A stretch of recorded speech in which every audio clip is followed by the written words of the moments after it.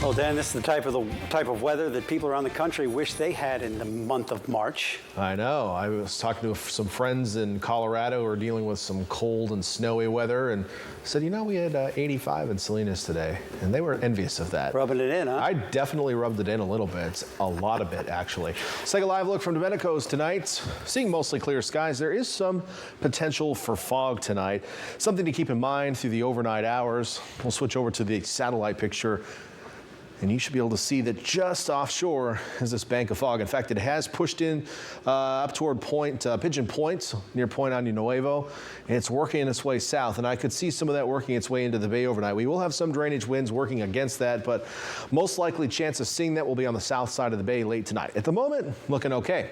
High pressure is, for the most part, keeping the marine layer, yes, we're talking about that marine layer, squished at the moment. It's a big dome of warm air. It is pushing down right now. We call this subsidence. The subsidence actually has a warming effect as well. So on top of the already warm air mass, the strong ridge is pushing down, causing further warming. And one of the reasons we saw some record highs today is this pretty strong ridge of high pressure sits across the west coast. The bad thing is, it's melting snow in the Sierra Nevada. We don't want it to do that, but unfortunately that is the way things are.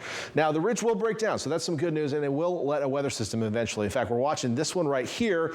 Watch what happens. We see some moisture associated with it, and a stronger wave will come down to the south, pick up some of that moisture. This is early Sunday morning, but by late Sunday into Monday, it should move into the central coast. I'm expecting some moderate rainfall with this system.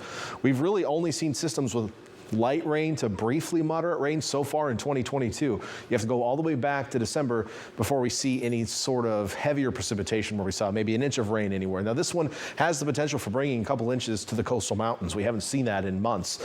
So we're watching it closely. At the moment, we're on track to see some rain. Things could change in the meantime, but the most likely timing will be late Sunday night, mostly Monday morning into Monday afternoon.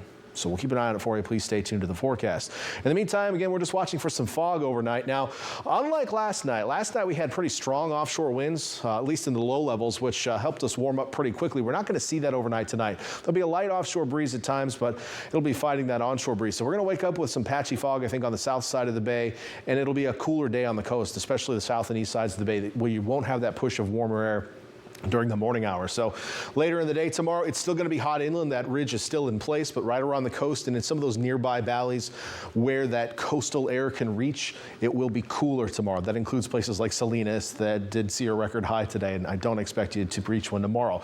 Let's take a look at some of the records for tomorrow and actually Thursday as well. Salinas 82, a breakable record in Gilroy and King City, certainly, with temperatures supposed to be pretty close to what we saw today. So let's get right into that temperature forecast. Right along the coast, as I mentioned, a little bit cooler. Santa Cruz, you're almost 80 today. You're going to be cooler tomorrow at 71. Staying in the 60s in Capitola, but up in the mountains, we have 80s in Boulder Creek tomorrow and Ben Lomond. Still looking toasty out there. East Shore of the Bay, back to the 60s in Marina and Castroville. You were in the mid to upper 70s today.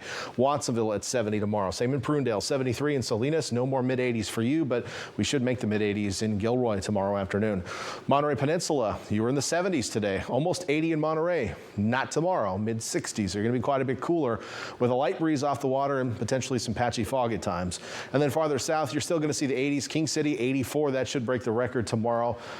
Bradley, 85, and then some upper 70s as you get back close to the coast. And really, for the rest of the week, we're going to be in this sort of pattern with a light onshore breeze at the coast. That is going to bring in some low clouds at times. May even be cooler on Thursday. This is going to be like summer weather for us, where we're kind of toasty inland, but cooler and cloudier at the coast. This is, you know, what we see in May and June and August oftentimes. We have names for this, May gray, June gloom, for a reason, as the clouds stick around. But we'll warm up a little bit toward the weekend, and then out of the weekend, rain should return, and hopefully we can squeeze some rain out of it. We'd love a couple inches. Certainly, we need it. Inland areas, pretty consistent heat for the rest of the week. Watching for rain chances out of the weekend. So. Okay, thanks, Dan.